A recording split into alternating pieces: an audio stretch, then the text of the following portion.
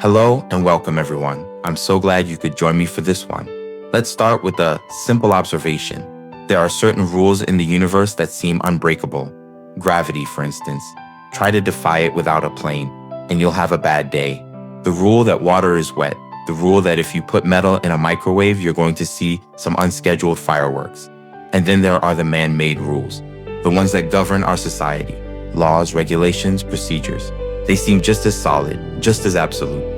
They're wielded by people in positions of authority, people with badges and uniforms, who seem to hold all the cards. We're taught to respect the rules, and by extension, the people who enforce them.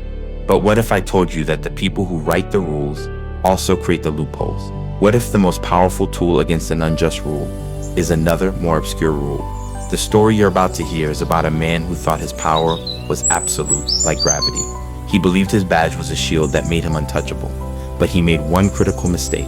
He messed with a woman who actually reads the instruction manual. And if you like stories where the little guy, or in this case, the little gal finds a way to win, do me a quick favor and hit that subscribe button. It takes a second, but it tells the YouTube gods that we're doing something right here. You won't regret it. Now, let's get into it. Our story begins not in a gritty back alley or a high-stakes boardroom, but in a place that smelled of sugar, butter, and quiet ambition. This was the world of Sarah Jenkins. Sarah wasn't a corporate shark or a legal eagle. She was a baker, and a darn good one. After years of working in stuffy offices, staring at spreadsheets that made her soul want to curl up and hibernate, she cashed in her savings to open the Rolling Pin, a small artisanal bakery in the heart of a bustling but friendly suburban town. Her life was a cycle of 4 a.m. alarms, the gentle hum of ovens, the delicate art of piping frosting onto a cupcake, and the smiles of customers who treated her creations like a small, edible piece of joy. Sarah's world was about precision, patience, and following a recipe. You can't rush bread. You can't guess the amount of baking soda. You follow the steps, you respect the process, and you get a perfect result. This mindset, this attention to detail, was second nature to her. She didn't know it yet, but it was about to become her greatest weapon. Now, every good story needs a villain, and our villain wasn't a cackling madman or a criminal mastermind. He was far more common, and in some ways, far more frustrating. Meet Officer David Miller. Officer Miller had been on the force for 15 years. In his mind, he wasn't a public servant, he was a walking, talking embodiment of the law. He had a jaw that looked like it was permanently clenched, and a stare that could curdle milk from 50 paces. Miller loved rules. Oh, he adored them. He saw the world in black and white, legal and illegal. There was no room for context, no space for nuance, and certainly no time for excuses. He was the kind of officer who would give his own grandmother a ticket for her reading glasses dangling from the rear view mirror, citing it as an obstructed view. He was infamous in the community, but in a low-level, annoying way. People would trade Officer Miller stories like battle scars. Remember the time he ticketed old Mr. Henderson for his lawn flamingo being 2 inches too close to the sidewalk, calling it a public right-of-way encroachment? Or the time he gave a warning to a group of teenagers for loitering with intent to be cheerful? That was Miller. He didn't just enforce the law, he seemed to take a personal, grim satisfaction in it. His badge wasn't just a part of his uniform, it was his identity, it was his shield, and he believed it made him invincible. For months, the orbits of the meticulous baker and the rigid police officer never crossed. Sarah was busy building her dream, one croissant at a time. Miller was busy making the world a slightly more irritating place, one citation at a time, until one Tuesday afternoon, it was a busy day at the Rolling Pin. Sarah had just finished a large, complicated order, a 3-tiered wedding cake. It was her biggest commission to date. The cake was a masterpiece of vanilla sponge, raspberry filling, and Italian meringue buttercream. Getting it to the wedding venue in one piece was going to be a logistical nightmare worthy of a military operation. Her delivery van, an old but reliable vehicle she'd lovingly nicknamed the Doe Mobile, was parked in the commercial loading zone right outside her shop. The sign was clear: commercial loading, 15-minute limit. Sarah, ever the rule follower, was a master of the 15-minute dash. She and her part-time helper, a college kid named Leo, had it down to a science. They brought the bottom tier out. So far, so good. Then the second. The whole operation was taking maybe 5 minutes. As Leo held the bakery door open, Sarah carefully backed out, carrying the final, most delicate tier of the cake. She was shuffling, her eyes locked on the precious cargo in her hands, her tongue stuck out in concentration. She looked like someone trying to carry a sleeping baby through a minefield. And that's when she saw him. Officer Miller. His patrol car was parked directly behind her van. He was standing there, arms crossed, with a look of profound disappointment, as if he'd just caught her trying to teach squirrels how to commit tax fraud. "Ma'am," he said, his voice flat and devoid of any warmth. "Is this your vehicle?" Sarah, still balancing the cake, nodded carefully. "Yes, officer. Just loading this up for a wedding. I'll be out of your way in just a minute." "A minute is 60 seconds too long," he droned, pulling out his electronic ticketing device. "This is a commercial loading zone." "I know," Sarah said, a little confused. "I'm a commercial business. I'm loading." She gestured with her head towards the giant cake. Miller glanced at the cake, then back at her, unimpressed. "The ordinance states the vehicle must be actively attended by the driver at all times. You were inside your establishment. The vehicle was unattended." Sarah's brain screeched to a halt. I was inside for 45 seconds grabbing this. My employee was holding the door." "You can't be serious." "I'm always serious when it comes to the law." "Ma'am." He started tapping on his device with the methodical rhythm of a woodpecker. "Furthermore, your front right tire is making contact with the white line of the parking box. That's a second violation. Failure to park within designated markings." This was beyond absurd. Sarah could feel a hot flush of anger rising up her neck. This wasn't about public safety. This was a power trip. "Officer, with all due respect, this is insane. I'm running a small business here. This cake needs to get to a wedding. The bride is probably having a panic attack as we speak. Can you please just let this go?" Miller didn't even look up from his device. Personal circumstances are not a recognized defense against municipal code violations. You can tell your story to the judge. A little piece of paper spooled out of his machine with a quiet, vindictive whir. He tore it off and tucked it under her windshield wiper. "Have a nice day, ma'am." He got back in his car and drove off, leaving Sarah standing on the sidewalk, holding a very expensive cake with a $250 ticket flapping mockingly on her van. The cost wasn't just an annoyance. For a small business like hers, it was a significant blow. It was the profit from the entire wedding cake, gone, poof, vaporized by a man whose ego was apparently more fragile than her Italian meringue. That evening, after successfully delivering the cake no thanks to Miller, Sarah sat at her kitchen table, staring at the ticket. The anger had subsided into a cold, heavy feeling of helplessness. Everyone she complained to had the same advice. Her dad, her friends, even Leo. "Just pay it, Sarah. You can't fight City Hall. It's not worth the hassle. You'll have to take a day off work. Go to court. You'll lose anyway. He's a cop." And they were right. It was logical. It was practical. The system was designed to make you give up. The hassle, the time, the intimidation, it was all part of the process. It was easier to just swallow your pride and pay the fine. She pulled out her laptop, navigated to the city's online payment portal, and typed in the citation number. Her finger hovered over the submit payment button, but then something inside her snapped. It was the baker in her. The meticulous, recipe-following, detail-oriented baker. The woman who understood that the right ingredients in the right order produced a predictable result. What Officer Miller had done wasn't right. It was a bad recipe. It was using salt instead of sugar. And it left a bitter taste. She looked at the citation again. He had listed the specific codes he was citing her for. Municipal Code 14B, Section 3, Unattended Commercial Vehicle, and Municipal Code 12F, Section 9, Parking Demarcation Violation. She closed the payment portal. She opened a new tab, and she typed her town's name municipal code. She had no idea what she was looking for. She just knew she wasn't going to let some power-tripping bully in a uniform ruin her day, her week, and her faith in fairness without at least reading the recipe. The first hour of reading the municipal code was, to put it mildly, a journey into the heart of boredom. It was written in a language that only lawyers and insomniacs could love. It was dense, convoluted, and had more subsections than a centipede has legs. It was like trying to assemble a piece of furniture using instructions written in ancient Klingon. But Sarah persevered. She had coffee. She had determination. And most importantly, she had a printer. She printed out the sections Miller had cited. She read them over and over, highlighting phrases, making notes in the margins. And then, she found it. A little sentence, buried deep in a sub-paragraph of 14B. It was beautiful. It was glorious. It was a legal angel singing from on high. It said, "Exception shall be made for the loading or unloading of goods requiring more than one person, where the vehicle may be left momentarily unattended for the express purpose of retrieving or depositing said goods, provided the activity does not exceed 5 minutes." Boom! There it was. A loophole. An exception. A tiny little detail that Officer Miller, in his arrogant quest for absolute adherence, had either ignored or didn't even know existed. He had cited the rule, but he didn't understand the whole recipe. Sarah felt a jolt of pure, unadulterated triumph. She had him. The ticket was invalid. She could have stopped there. She could have taken her printout to court.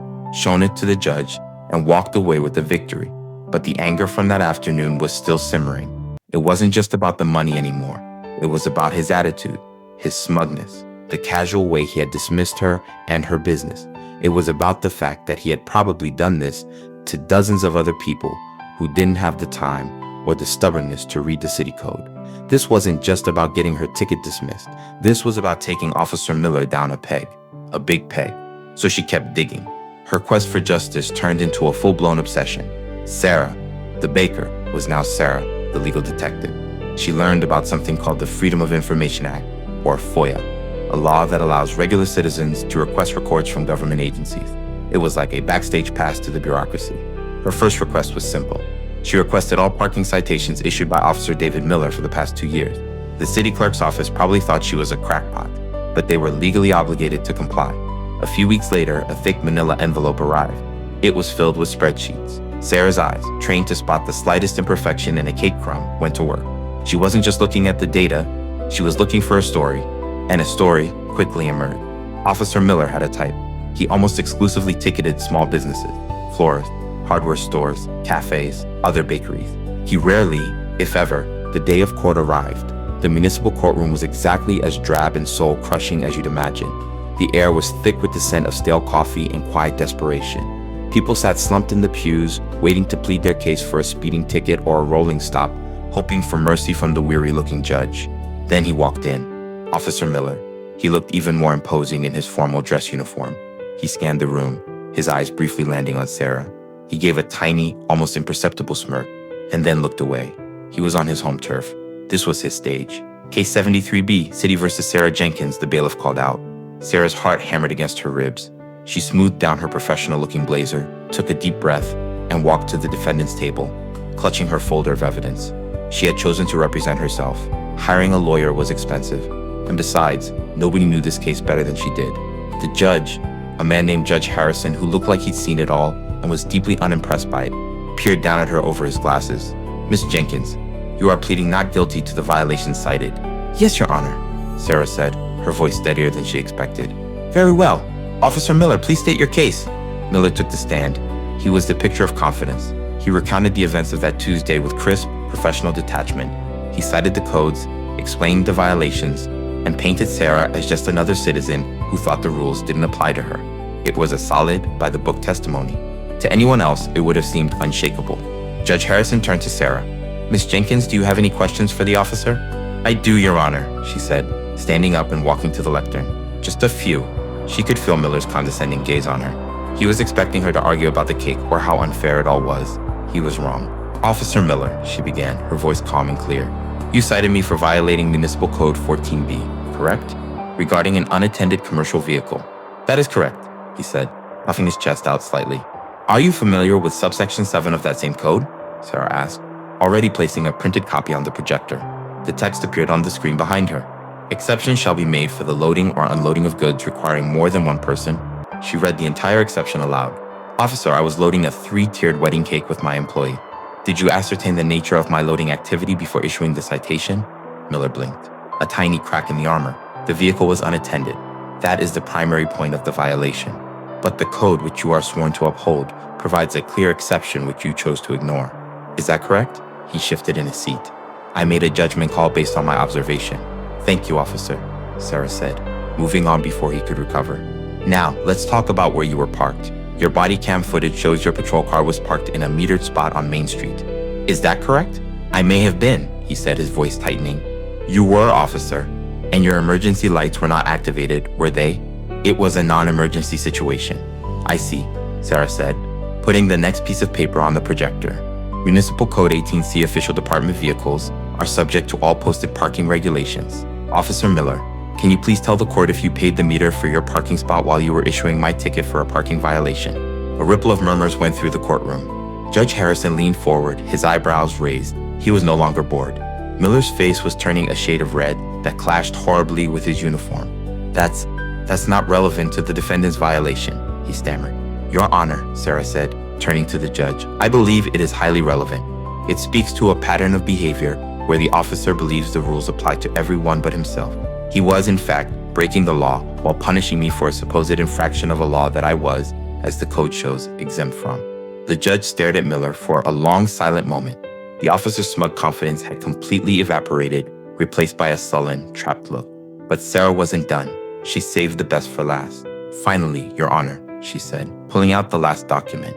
"This is the maintenance log for the officer's ticketing device. It shows that on the morning of the incident, the device's internal clock was reported as being inaccurate by as much as 4 minutes." She looked directly at Miller, whose jaw was now slack. "Officer, did you manually reset the time on your device before starting your shift that day, as the technician advised?" Silence. Complete and utter silence. Officer Miller just sat there, a deer in the headlights of an oncoming legal freight train. He opened his mouth, but no words came out. He knew that lying under oath was a felony. He also knew that admitting he hadn't followed procedure would destroy his case and his credibility. He was trapped by a rule, by a detail. Sarah turned back to the judge. "Your Honor, the prosecution's case is based on the testimony of an officer who ignored exculpatory clauses in the very law he was enforcing, who was committing a violation himself at the time of the citation, and who was using equipment that was known to be faulty. I believe I've made my point." She walked back to her table and sat down, her folder of evidence neatly stacked. The courtroom was still. You could hear a pin drop. Judge Harrison took off his glasses and rubbed the bridge of his nose. He looked at the mountain of evidence Sarah had presented. He looked at the sputtering, defeated officer on the stand. A slow smile spread across his face. "Officer Miller," the judge said, his voice laced with a dangerous calm. "You are excused. Please wait outside. I believe we'll be having a chat with your commanding officer later today." Miller practically fled the stand. The judge then looked at Sarah. "Miss Jenkins," he said, the smile now reaching his eyes. "In my 20 years on this bench, I have rarely seen a more thorough and brilliantly executed self-defense. You did not just poke a hole in the prosecution's case. You drove a fleet of delivery vans through it." He picked up his gavel. "Case dismissed with prejudice. The city will cover all your court costs. And Miss Jenkins," he added, "if you ever get tired of baking, I suggest you consider law school." The aftermath was even more satisfying than the verdict. The local news picked up the story. Baker School's cop in Courtroom Takedown. Sarah became a local legend. Her bakery, the Rolling Pin, was inundated with customers. People came from neighboring towns just to buy a victory cupcake and shake the hand of the woman who fought the law and won. As for Officer Miller, the internal investigation, spurred by Judge Harrison's call, uncovered the pattern of predatory ticketing Sarah had found. He was suspended, demoted, and assigned to desk duty, where his only interaction with the public was through a thick pane of plexiglass. His shield was cracked. His untouchable status was gone. He had thought his badge gave him all the power, but he forgot that true power isn't in the badge itself, but in the knowledge of the rules it represents. Sarah's story is a powerful reminder. It shows that the system, as intimidating as it seems, is just a collection of rules on paper, and anyone with enough patience, enough determination, and enough of a reason can learn to read them. It shows that you should never underestimate the quiet, detail-oriented person, the librarian, the accountant, the programmer, or even the baker. Because sometimes the person who knows the recipe is the most powerful person in the room. So what do you think? Was this a case of perfect justice, or did Sarah go too far in her quest? Let me know your thoughts in the comments below. And if you haven't already, consider subscribing to the channel for more stories about when the system gets a much-needed reality check. Thanks for watching.